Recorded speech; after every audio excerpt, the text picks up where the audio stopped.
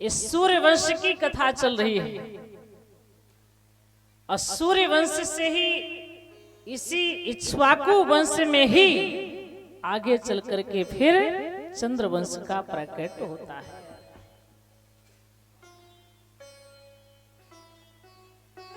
भगवान श्री राघवेंद्र सरकार की भी आगे कथा श्रीमद् भागवत पुराण में आती है।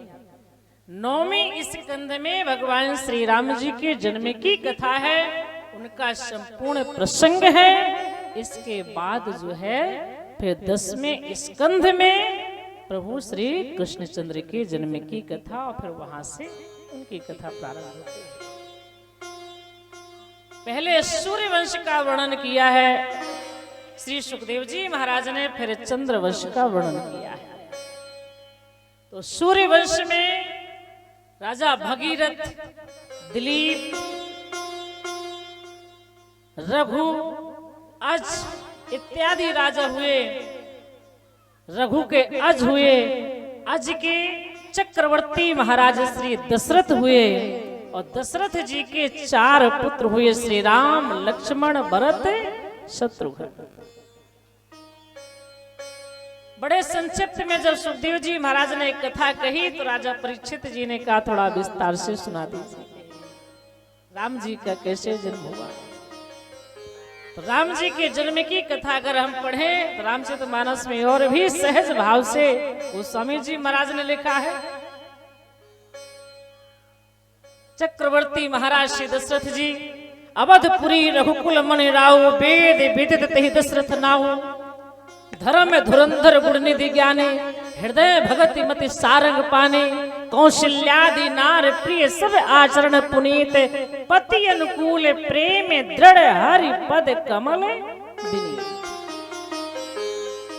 चक्रवर्ती महाराज श्री दशरथ जी को रघुवंश का, सूर्यवंश का, इक्ष्वाकु वंश का शिरोमणि कहा गया है।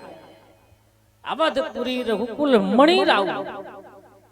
किसी ने कहा महाराज रघुवंश में इतने बड़े बड़े राजा हुए हैं, भगीरथ जैसे राजा हुए हैं, दिलीप जैसे राजा हुए हैं, हरिश्चंद्र जैसे राजा हुए हैं।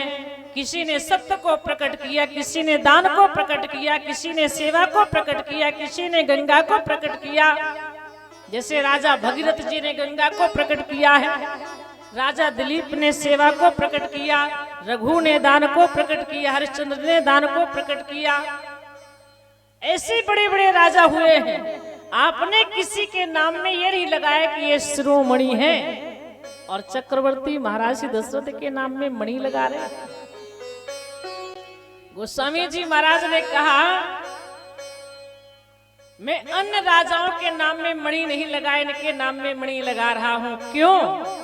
भले किसी ने गंगा को प्रकट किया है, किसी ने सत्य को प्रकट किया, किसी ने सेवा को प्रकट किया, किसी ने दान को प्रकट किया, परंतु चक्रवर्ती महाराज श्री दशरथ जी ने तो साक्षात भगवान को ही प्रकट कर दिया है। इसलिए ये रघुवंश के शिरोमणि हैं। अवधपुरी रघुकुल मणि राव, वेद विदित तेहि दशरथ नाम। वेदों में इनके नाम की ख्याति है, इनका नाम प्रसिद्ध है, ये कोई साधारण नहीं है। चक्रवर्ती दशरथ जी महाराज के 3 रानियां हैं, कौशल्या जी, सुमित्रा जी, कैकेयी जी।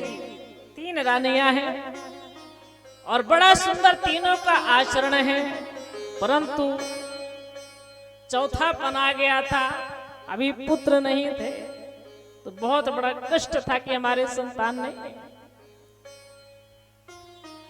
एक बार भूपति मन माहे, भय गलाने मोरे सुत नाहि, गुरु ग्रह गयो तुरंत मही पाला, चरण लाग कर विनय विशाला, निज दुख सुख सब गुरु ही सुनायो, कहे वशिष्ठ बहुविध समझायो, धरहु धीर होई है सुतचारी, त्रिभुवन भगत भगत है वह हारी। आपके 4 पुत्र होंगे, आप क्यों चिंता कर रहे हैं? श्रृंगीर से वशिष्ठ बुलावा, पुत्र काम शुभ यज्ञ करावा, भगत सहित मुनि आहुति दीन है, प्रगटे अगिन चरु करे लीन है। तब गुरुदेव वशिष्ठ जी ने पुत्र कामेष्टि यज्ञ करवाया। उस यज्ञ में आहुतियां जब डाली गई तो स्वयं अग्निदेव हाथ में खीर का प्रसाद लेकर के प्रकट हुए और फिर जो है वह खीर रानियों में वितरण की गई और फिर रानियां सब गर्भवती होती हैं। चैत्र का पवित्र महीना था, शुक्ल पक्ष था, अभिजित मुहूर्त था, शीतल मंद सुगंधित वायु बह रही थी, नदियों का जल अमृत के समान हो गया था, आकाश देवताओं से भर गया था। वह दिव्य छठा नौमी तिथि मधुमास पुनीता, शुक्ल पक्ष अभिजित हरिप्रीता, मध्य दिवस शीतन घामा, पावन काल लोक विश्रामा। ऐसे दिव्य समय में हमारे प्रभु श्री राम का प्रकट हुआ था त्रेता युग में चक्रवर्ती महाराज श्री दशरथ जी के यहाँ। सुर समूह विनती कर पहुंचे निज निज धाम, जग निवास को प्रगटे अखिल लोक विश्राम। इत्यादि भगवान की बड़ी लंबी कथा, श्री राम जी की संपूर्ण कथा श्री सुखदेव जी महाराज ने गंगा के तट पर महाराज श्री परीक्षित जी को सुना रहे हैं। फिर थोड़ा और बड़े हुए नामकरण संस्कार हुआ, सुंदर सुंदर बाल लीलाएं हुई, थोड़ा और बड़े हुए गुरु जी के आश्रम में पढ़ाई किए, और थोड़ा बड़े हुए तो विश्वामित्र के साथ में चले गए। फिर वहां पर जनक जी महाराज के यहाँ गए, धनुष को उन्होंने तोड़ा और फिर सीता जी के साथ उनका विवाह हुआ। राम जी का सीता जी के साथ विवाह हुआ, भरत जी का मांडवी जी के साथ विवाह हुआ, लक्ष्मण जी को उर्मिला जी के साथ, शत्रुघ्न जी का सुतकीर्ति जी के साथ विवाह संपन्न हुआ। चक्रवर्ती महाराज श्री दशरथ जी 4 पुत्र 4 बहुओं को पाकर के अति प्रसन्न हुए। मुदित अवधपति सकल सुतन बधुन समेत निहार। आज बहुत ही दिव्य वहाँ का वातावरण। इसके बाद राम जी आए, कुछ दिन तक घर में रहे। फिर कैकेयी जी ने 2 वरदान मांगे और इसके बाद हमारे प्रभु श्री राम जी माता पिता की आज्ञा से 14 वर्ष वन में रहने के लिए गए। वन में राघव ने नाना प्रकार की लीलाएं की। ध्यान रखिएगा, भगवान श्री राम, भगवान श्री कृष्ण समाज में संदेश देते हैं कि हमें आपस में जो है प्रेम भाव के साथ रहना चाहिए, समभाव बना करके रहना चाहिए, सामाजिक समरसता का भाव स्थापित करना चाहिए। ये रामचरितमानस और श्रीमद् भागवत की कथा हम आपको बताती है।